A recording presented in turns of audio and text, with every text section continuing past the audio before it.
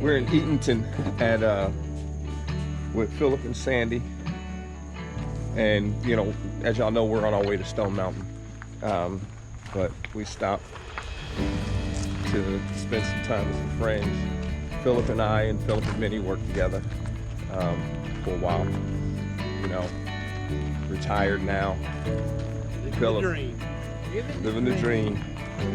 Philip's dream is that he's younger than me. 6 months.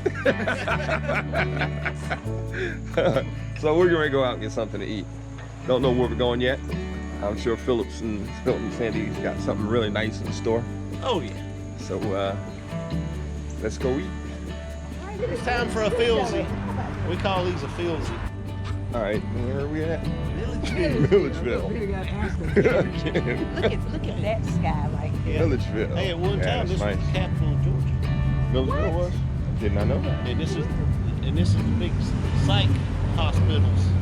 Oh, I remember that. Yeah, the big psych hospitals. Oh, really? Oh yeah. Wow, that's pretty cool. Yeah, I heard it first, right here. From Philip. What's the name of the restaurant? The Velvet Elvis. The Velvet Elvis. So we went to the Velvet Elvis, and it was really nice. Sorry I didn't get any footage, y'all. It was too dark inside to get the footage.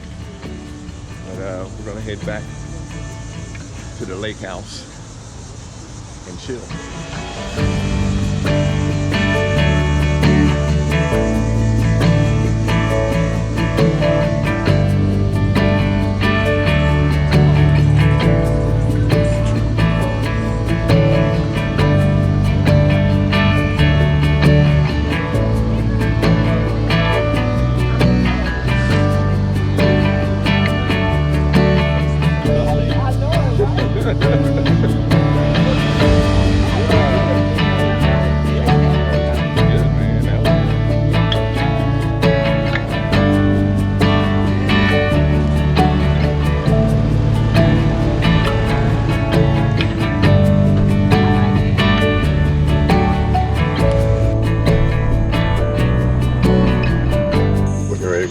Philip's outside TV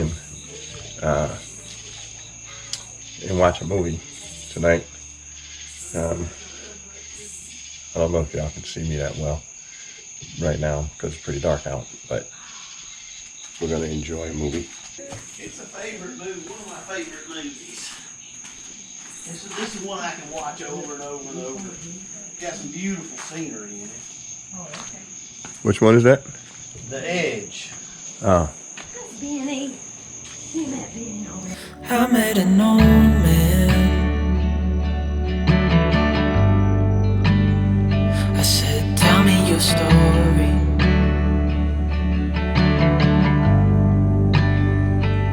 He took out a notepad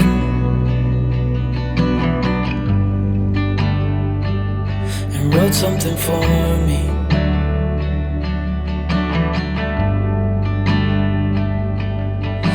He kept walking on down the road, and I watched him disappear like smoke. And I thought I'd just seen a ghost. Then I looked down at what he wrote. It said, son, when you grow up you'll be fine. I know you've got questions on your mind. Life is gonna happen one way or the other, whether you like it or not. Stop looking for the answers and you'll find what you've got. So we just pulled out of Philip's house, and we had a great time. But whenever you all decide you're going to go to mooch dock at anybody's house, whether it's like, you know, a friend's house or, you know, Boondocker's Welcome or whatever, You go to a friend's house, family's house. Remember, you're using their electricity, possibly using their water. Chances are they're not going to want anything from you, you know, but it's always good to offer to pay them for the use of their electricity and the use of their water. You know, it's just a kind gesture because they don't have to let you park on their property. Right. So, anything you'd like to add, Minnie? I would like to add that I had never been out here to Philip's place before, and Benny has a while back. And, you know, When I had my motorcycle. yeah, he was on the motorcycle at that time, so that make a little different perspective of things too when you're driving. But anyway, what I mean by that is looking at the landscape, the trees, and all this thing like that. So when we first got here, I was really nervous when we turned down the first roadway off of the main roadway to Because get the to roads are pretty narrow. well, the road, we could ride in the middle unless we have to go to the side. But what I was concerned about was the tree limbs that I saw, because it's like a nice little tunnel that you're going through. So even though Google Maps and, you know, Google Earth maybe you use or something, it shows us one thing, but it doesn't show us maybe like the new growth of small limbs. So lucky for us that all the limbs that were over the roadway were soft branches. Yeah, because when you look at it on Google Earth, you can see the road. But if you looked at a current Google Earth right now, you would not see the road because of the branches. But the branches are trimmed up pretty high on the road, you know, but just getting in the driveway, you know, there were some low branches, but they were easily maneuvered around too. So it's just a food for thought that sometimes seeing things on Google Earth may not be the exact current of what's actually there, or it may not show. So we were lucky that there weren't any hard branches, because we don't want to tear anything off the top of the RV. But other than that, it was beautiful back here. I mean, very nice. We had a great Beautiful time. is beyond. It was beautiful. I wish we could have stayed a little bit longer. And next time we will. So what's really nice about going to friends' house, I think, visit friends, co-workers, whatever the case may be, is that even though you're there visiting them with them, you still have your own private space, and they have their own private space. They don't have to worry about getting bedrooms ready and things like that, and cleaning up. You know, we having to clean up and things like that, because, you know, we've used their home and stuff like that. So Yeah, I call it living like a turtle. living like a turtle. Okay. You bring in your own shell. You bring your own home. You bring in your home with you. Yeah. Yeah, so it's real nice to be able to do that, and it makes it a lot easier on them too, so they don't have to go out of the way trying to do extra stuff out of, you know, kindness and just, you know, being generous, you know, to allow you to come into their home. And I was surprised, you know, we had to pull past the house and turn around in the yard. Sorry we didn't get the footage because we didn't think about that. There's sometimes when you video that you just, or when something is going on, you just don't think of grabbing the camera. You think of, you know, preserving this expense. Yeah. Right. It was a serious issue because where we were, we couldn't turn the RV around without going into his yard, the area that he had planted the grass. And we didn't want to put those ruts in his yard, but luckily it hasn't rained, and it all worked out. Thank God. No I did ruts. not We want to didn't mess rip his the yard. grass out or anything. You know, really nice. Speed up, everybody. So it turned out very nice. Everything was good. Everything was good. So now we're heading to Stone Mountain Park, where we're going to be for 6 days. We're going to be there for 6 days, and we're going to get to hang out with the grands and old friends, and we're going to go do some stuff too as well. But you know, we'll get back with y'all then. You said, son, when you grow up, you'll be fine.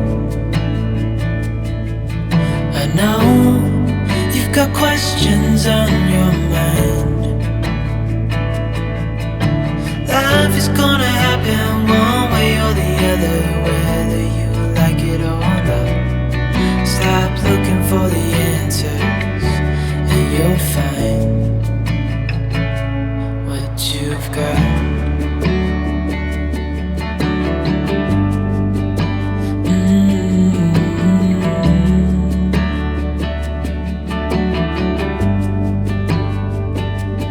I met a young man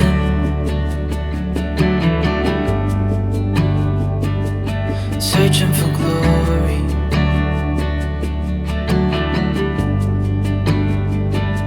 I took out an old pen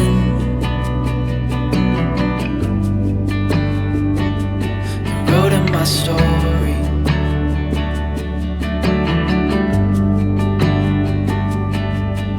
Then I kept walking on down the road. When your time is up, it's time to go.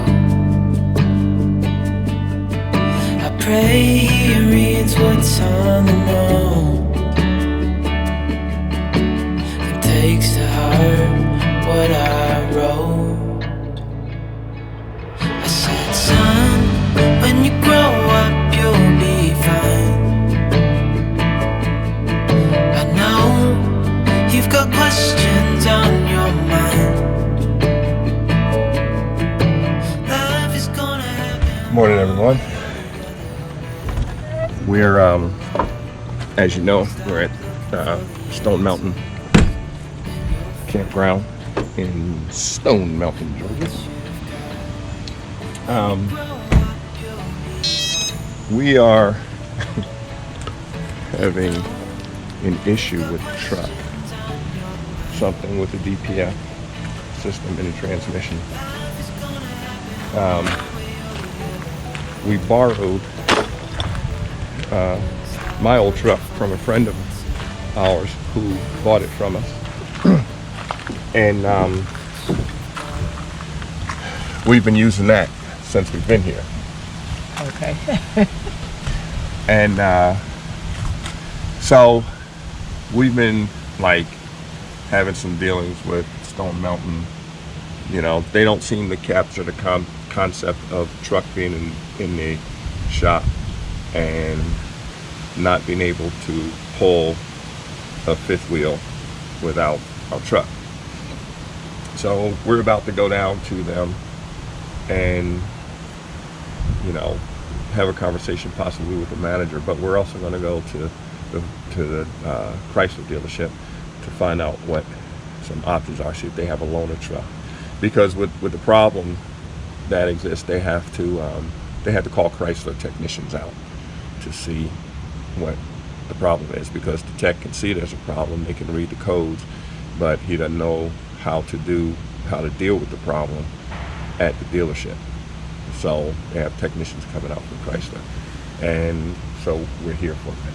So Also, in reference to Stone Mountain Park, I did ask a young lady when we were there if they had emergency sites, and she seemed to be unaware of what an emergency site is. Now, being a prior camp host, we know that the parks don't lease out or don't even advertise every single site that they have in case there is an emergency site.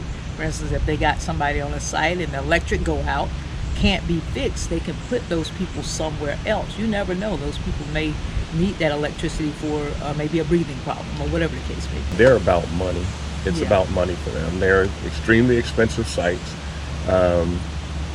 So they're about the money. So hopefully, you know, we can talk to the campground manager, and the manager might understand, because these are young people, like Minnie said up there. They don't have any concept or understanding authority, but they don't have any concept or understanding of What's RVing. going on. You Yes. know, so they don't understand. You know, all they do is book people in, mess up reservations, and you know, And there's no refunds, only a credit. yeah. They don't give you a refund here if you leave out early. Yeah. So with us adding the additional days, say for instance, if everything is done today they're not going to refund us our money that we paid them already. They just give us rain checks for future, you know, if we decide to come back. So, because I mean, I think just the way, you know, it's just, you know, so we'll see. We'll see what they say. Hopefully things will turn out better than the last time I had a communication with one of them. You know, we'll talk to the manager and not anyone sitting at the desk. That's what we'll do. All right, we're heading out to the store, get some stuff, go by the Ram dealership, see if they have anything that they might be able to do, a loaner truck or at least some positive information. Yeah, some positive information. Positive to let us know we can get out of here. Yeah, because, you know, I mean, they act like Stone Mountain, they act like we want to stay here. We want to be on the road, man. So, we'll We've see. already canceled one reservation in North Carolina. We were supposed to be there, leaving there for there At a this racetrack. morning. At a racetrack. So we had to cancel that to stay here another few days. Anyway. All right. We digress together. So, okay. see y'all. So we're gonna go in here to Stone Mountain Campground and we're gonna try and talk to a manager and see what they can do for us, if anything. If possibly we need to extend another couple of days. Not that we want to. We definitely don't want to. It's putting us way off track, and which means that we're going to have to drive a little bit further each day to get to our next destination. Yeah, to our next. So we'll let y'all know. We're not going to record inside because I'm sure they're not going to want to have that conversation on video, so we're not going to even attempt to. All right, we'll see y'all. All right, so we just went into the office and it's the same. I didn't get the lady's name, you know. Like Minnie said, she either is unwilling to make a decision to call the next people who are coming in and say, you know, this is the possibility of what's happening. She's either not willing to do it or unable to do it. I don't know. We got the name to the supervising manager. She's the lead manager who's in there right now. Yes. And we got the name to the supervising manager. And, you know, we're going to talk to her, you know, and see what can be done. But, you know, I'm going to say I asked her about some sites that is here that are a little bit further back from us, and they're all empty. And she said that those are work camper sites, but there's nobody there because they do have another area where they have campers with work sites, but she's unwilling to even, you know, she's just at a point where she's not going to say anything. She's not going to say anything or make any type of decision. It's just a brick wall for her. yeah, All she's saying is pretty much, I don't care, do what you got to do. pretty much. Yeah. So, all right, we're going to go up to the Ram dealership and see if they have something, you know, because if they can lend us a truck for me to put the hitch into the bed of, then, you know, when it's time for us to go, we'll go and find a place to park the RV to store it until they finish with our truck, you know, and we'll get a hotel, you know. So we just need somebody to, you know, I don't know. Well, we're trying to do what we can do, but, you know. Yeah. Well, I can say this, as far as I'm concerned, after all this debacle is over, I know it's not their fault about our vehicle, but I don't want to spend any more money here. I won't either. If we have to come back even just to get our credit, use that for 1 day or 2 days, if we even get to that point. I wouldn't even use that. Yeah. We'll go further. Lake Lanier like we were going to do. Lake Fargo or somewhere. We'll go somewhere, but this won't be the place because if you have an issue, they're not really willing to try to go an extra mile for the customer. Not at all. They're not. So we'll let y'all know what happens at the Ram dealership. Okay, we've just arrived at the Dodge dealership, and we're gonna see what they have to say and see where it stands with the truck at this point, and we'll let you know. All right, so we're at the Dodge dealership, as Minnie told you, or the Chrysler Ram dealership, And my contact here, his name is Chaz Klein. This guy has been nothing but awesome since I started bringing this truck here and the white one, the 3500.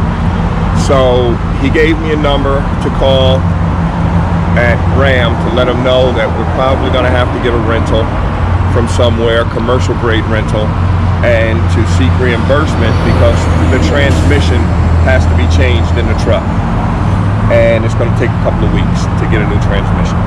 So we have to rent a vehicle so we can continue, so we can have a place to live. All right.